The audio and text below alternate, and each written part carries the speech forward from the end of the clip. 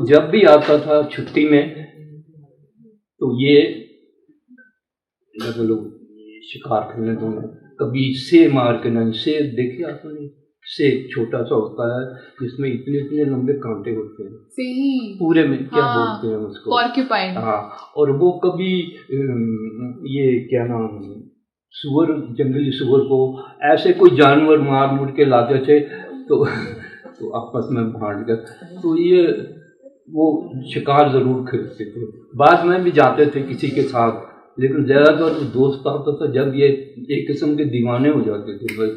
हाँ, तो हमारे माता जी और दादी जी क्या करते थे, कमरे में बंद करके जब तक वो बनो के रख नहीं देते थे, जब तक बाहर नहीं आते थे वो।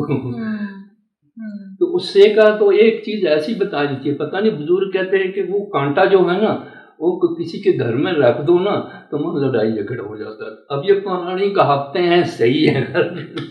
तो दादी कहते, तो वो जब खत्म हो जाते तो वो जो हमारे काम करते थे ना, कहते थे कपड़े में बांध के ना जितने भी कांटे हैं इतना भी ना रहे, दादी कहती सारा जाके वहाँ जंगल में खड्डा खोद के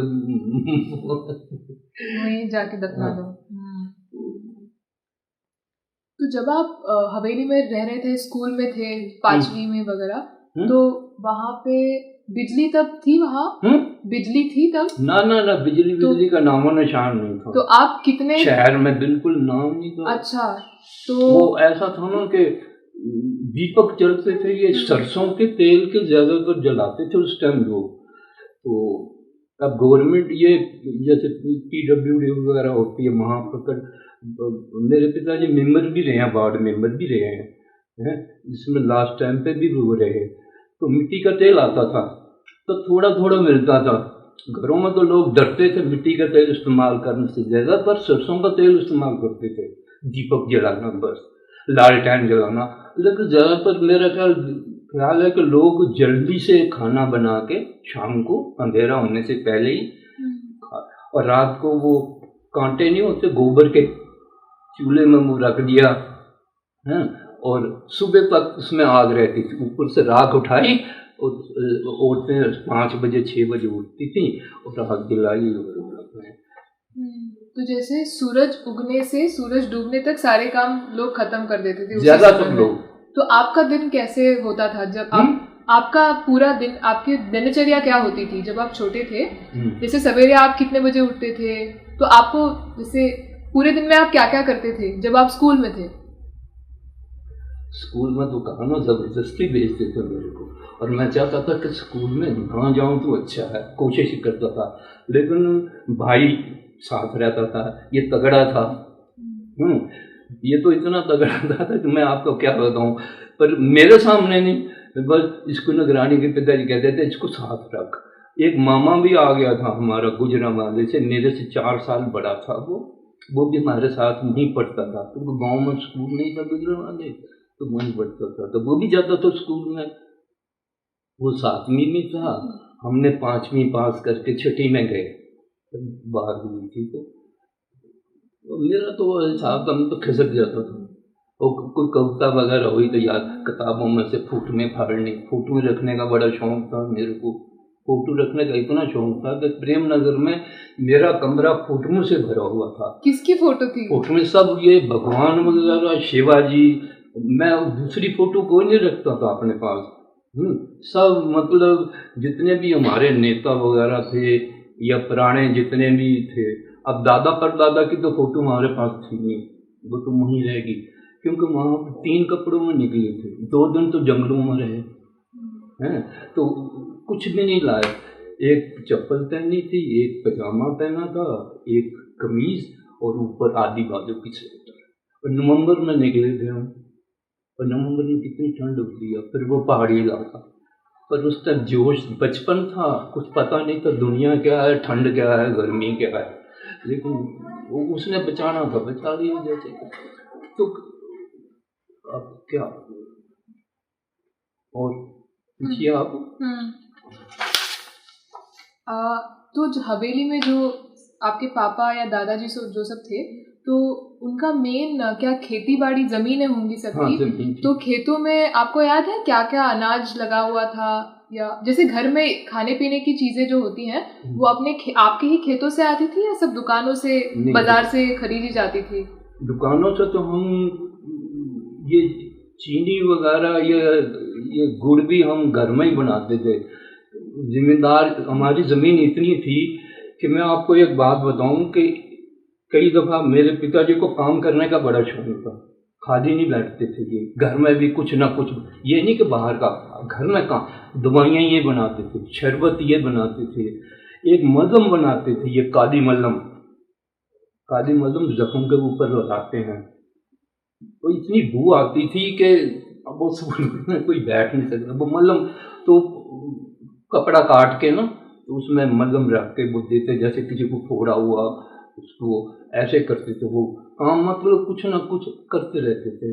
और उनको शरबत बनाने का, बादाम का शरबत, दूसरा शरबत, मीट बनाने का, तो उसके मुकाबले में बीट कोई नहीं बना सकता।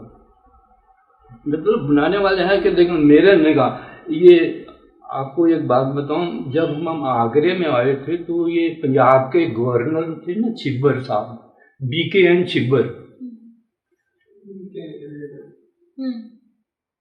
इनका किस्सा थोड़ा सा बताऊं आपको। तो हम जब जम्मू से, पिताजी ने सबको को त्याग दिया, क्या कि मैं हिंदुस्तान जाऊंगा, चाहे मैं भूखा मरूं, चाहे कुछ भी करूं, एक तो मैं भीख नहीं मांगूंगा किसी से मदद नहीं मांगूंगा, जो कुछ भी दिया। और जिस वक्त हम जम्मू से यहाँ आए थे तो पिताजी की जेब में 800 रुपया थे, और मेरे माताजी के कड़े थे, उसमें गोखरू बोलते हैं, 9 तोले का एक था, कांटे भी थे हाथ में, वो पता नहीं कैसे बच के आ गए ना वो जेवर। तो वो आगरे में बेच के बिल्कुल कंगाल हो गए थे, क्योंकि काम धंधा तो था नहीं, 4 बेटे थे, आप बताओ 6 जने घर के थे। तो गवर्नर साहब की बात ऐसे बताऊं कि ये मेरे माता जी की सक्की मासी के लड़के हैं, ये 6 भाई हैं। सबसे बड़े अमरनाथ, वो आर्मी में डॉक्टर है।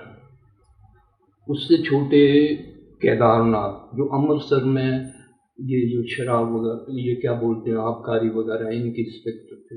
उससे छोटे बैजनाथ, और उससे छोटे जो थे, बैजनाथ से छोटे 2 और थे, एक ना इंद्रनाथ, वो आगरे में खीरिया हवाई अड्डा है, उसमें सार्जेंट थे उस टाइम। तो उससे छोटे ये इंद्रनाथ ना, राजनाथ और कृष्णनाथ छिपर है, इनके बड़ा भाई एक राजनाथ, ये दोनों पढ़ते थे अमृतसर में। तो मैं क्या बता रहा था, इनके पास आए तो क्या बात कर, बीके छिब्बर उनका बता रहे थे आप, मामा जी, बेजी के मामा जी के बारे में कुछ बता रहे थे आप, कि आपके पापा और आप सब लोग वहां से निकले थे, जम्मू से निकले थे, आप छोटे थे, और शायद वो मलहम वगैरह बनाना जानते थे, और फिर आप शायद इनसे, मतलब आपके पापा शायद इनसे मिले, फिर आगे क्या हुआ बता रहे थे आप? मतलब हम इन्हीं के पास आए थे आगरे में। इन्होंने, मासी जी ने हमें, पिताजी को चिट्ठी लिखी थी कि आप हमारे पास आ जाओ, तो ये इनके पास आ गए थे। तो वहीं इन्हीं के साथ रहते थे। तो वहीं ये छुट्टी 8वीं 9वीं में पढ़ते होंगे मेरा ख्याल, ये 9वीं में पढ़ते, ये काफ़ी दिन हमारे साथ रहे। तो ये वहाँ पर ये भी आए, मिले हमसे, खूब बातचीत हुई। तो एक रोज़ ये इनको रिजल्ट वहाँ से इनके भाई ने भेजा कि तुम दोनों पास हो गए। तो ये कहने लगे कल हम आपको पिक्चर दिखाएंगे। हमने कहा ठीक है। तो मैं, भाई दोनों मेरे से छोटा, और ये दोनों हम और इनकी माता जी पिक्चर देखने गए। आपकी उम्र क्या थी तब? मैं आपको बताऊं, उम्र ये 48-49 की बात, मतलब मेरी उम्र होगी, 36 का जन्म है ना, ज़्यादा 12 साल की उम्र होगी, 12-13 साल की। तो हम पिक्चर देखने गए, तो हमने तो कभी पिक्चर देखी नहीं, हमारे यहाँ था ही कुछ नहीं, गाने तो सुने थे, गाने गाते भी थे थोड़ा बहुत। तो वहाँ वहाँ पिक्चर वो भीमसेन की लगी थी, ये महाभारत की। तो बैठ गए देख, पहले तो खूब मजा आता रहा, कृष्ण जी पुराने पुराने देखते रहे। लेकिन जब एक राक्षस ने आग फेंकी ना, तो मैं इतनी जोर से चिल्लाया और बाहर भागा गेट को, तो वो भी सब पीछे भागे, पर वो लोग सारे हैरान हो गए। अब वो दोनों मामे भागे मेरे पीछे और वो भाई भी पीछे भागा। तो वो कैंटीन तो उसके पास खड़ा, उन्होंने फटाफट मुझे गिलास पानी की, क्या हो गया ये, उन्होंने फिर मुझे समझाया कि ये ड्रामा है, कुछ नहीं है, फलाना नहीं है। तो फिर उन्होंने दोबारा मुझे वहाँ फिर उनके साथ हम 1.5 साल रहे आगरे में। फिर उसके बाद अलग मकान ले लिया वहाँ। अब वो किस्सा तो बहुत लंबा है, बाद में बताएंगे छोटी के साथ। हाँ, ठीक है। आप बताइए कि आपको कब और कैसे पता चला कि हिंदुस्तान पाकिस्तान जैसे अलग हो रहा है, और फिर आप किसने बताया और फिर वहाँ से क्या क्या हुआ, आप बताइए।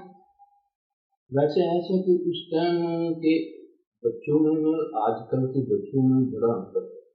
जब हमें किसी चीज़ की समझ नहीं थी, चाहे हम 10 साल के हों, 12 साल के हों, इन चीज़ों में कोई दिलचस्पी या वैसे कुछ वो नहीं। बड़ों को तो सब पता था। तो घर में ही बात हो रही थी, कई दफ़ा बातें हो रही थी कि हिंदुस्तान पाकिस्तान बन गया है। हम मजे में न गया तो वहाँ भी ऐसे थे, हिंदुस्तान जो पंजाब था वो सारा पाकिस्तान बन गया, और जो इस साइड में था वो पंजाब और सारा हिंदुस्तान बन गया। तो वही पुरुष में जो होता है ना, वो पंडित नेहरू ये लेकिन क्या बात, उन्हीं में कुछ बात बताई थी। लेकिन जब मुझे इतना वो समझ नहीं थी कि ये क्या चीज़ होती है, देश क्या होते हैं, बाकी उनके नाम या उनके वो तो पता। तो फिर आस्ता आस्ता ये अफवाहें सारी उड़ गई। अगस्त के बाद, जब आज़ादी के बाद, अक्टूबर के पहले हफ्ते तक तो कुछ माहौल अच्छा रहा, लेकिन अक्टूबर में हमारा माहौल शहर का खराब हो गया। लोगों को हल्ला गुल्ला हो गया कि अब क्या होगा, कश्मीर का क्या होगा, हमारे शहर का क्या होगा। तो लेकिन जो हमारे बड़े नेता या एक वजीर थे, मजिस्ट्रेट थे, वो कहते हैं आपको घबराने की कोई ज़रूरत नहीं है, वो तो पंजाब और वो इलाका सारा हिंदुस्तान पाकिस्तान, कश्मीर में कोई नहीं आएगा, ये आज़ाद रहेगा, इसका कोई मतलब नहीं है कोई किसी के साथ कुछ लड़े। तो ये दिलासा वो देते रहे हैं सब। इसमें हिंदू भी थे, मुसलमान भी थे, सिख भी थे। हिंदू सिख ज़्यादा थे और मुसलमान से कम थे मीरपुर में, लेकिन थे काफ़ी रसूख तगड़े थे, किसी चीज़ की वो नहीं थी। तो आस्ता आस्ता ये बात फैल गई। फिर ऐसा हुआ कि मैंने सुना कि पाकिस्तान से कुछ, जब पाकिस्तान बन गया ना, उसके बाद कुछ वहाँ पर चर्चा चली होगी, फिर वो जासूस भेजने लगे वहाँ पर। फिर इन लोगों ने ऐसा, मैं आपको बताऊँ कि इतना दुख होता है कि किसको दोष दें। आखिर मैं ये सोचता हूँ कि एक उजरत करवाती है, मतलब लेकिन करना तो हमको ही पड़ता है ना। तो ऐसा हुआ कि अक्टूबर की लास्ट तक या उसके शुरू में लास्ट तक जितने भी मौजूद वो लोग थे, वो सारा सामान लेके पाकिस्तान चले गए आस्ता आस्ता। ये उनकी चाल थी उन लोगों की। अब ये पता नहीं इसमें कौन था, कौन इसका कसूर था, लेकिन वो अब जब हिंदुओं ने, जो सरदार जी थे, उन्होंने देखा तो ये तो गड़बड़ होगी, कुछ ना कुछ गड़बड़ दाल में काला है, ये लोग क्यों जा रहे हैं जेलम की तरफ। मतलब पाकिस्तान बिल्कुल बॉर्डर ही बनता था हमारे मीरपुर से, पत्तन में जाना पड़ता था। पत्तन के आगे दरिया, कौन सा दरिया था, जेलम दरिया था। जेलम दरिया से कश्ती में पार होते थे तो वहाँ पंजाब शुरू हो जाता था। तो कहने का मतलब वहाँ से वो लोग आए, कब आए, कितने आए, कुछ नहीं पता।